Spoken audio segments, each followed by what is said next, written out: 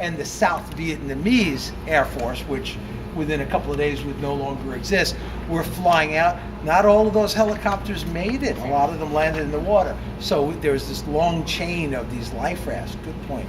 But back to DamBusters. Go ahead. Maybe like a name or somebody? You're on the right track.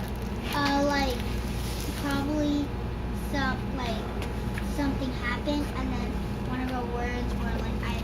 Oh, like a cuss word kind of thing? That's not a bad answer either, but it's not meant as a cuss word. Go ahead. Maybe like the captain or the captain. You were going to say they busted a dam. Oh. He's right. Wait, what? They busted a dam, like a lake, a body of water. Dams are not natural. Somebody had to build a wall to stop the water from a creek or a river flowing and make a pool of water. You know who builds a lot of dams? Beavers. Very cool. They do it for a reason.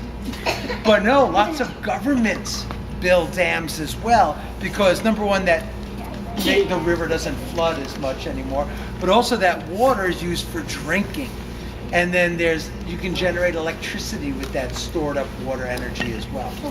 So in World War II, Germany built a lot of dams.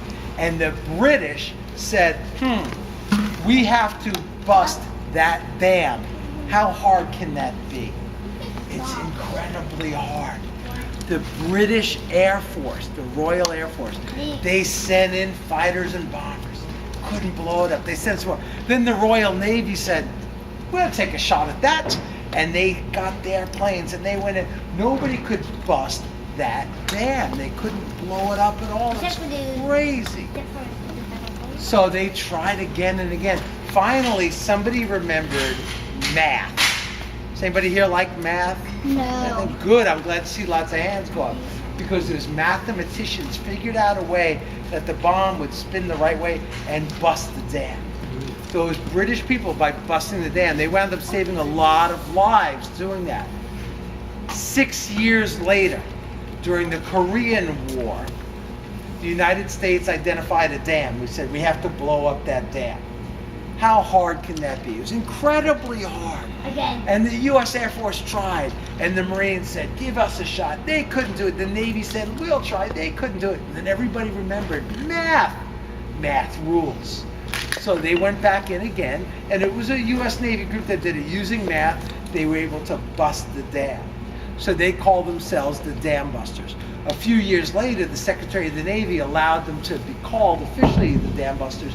To this day, there's a unit based in Japan, a U.S. Navy unit called the DamBusters. In Japan? So basically it's just a group of ships that can bust the dam. Oh, it was a group of planes, but yeah, you're on the right track. So it's the name of a squadron. So I did say name, So that's how the DamBusters got their name. It sounds really easy. Drop a bomb, you can blow up just about anything. But no, it's incredibly difficult. Can't you just get a drill and drill?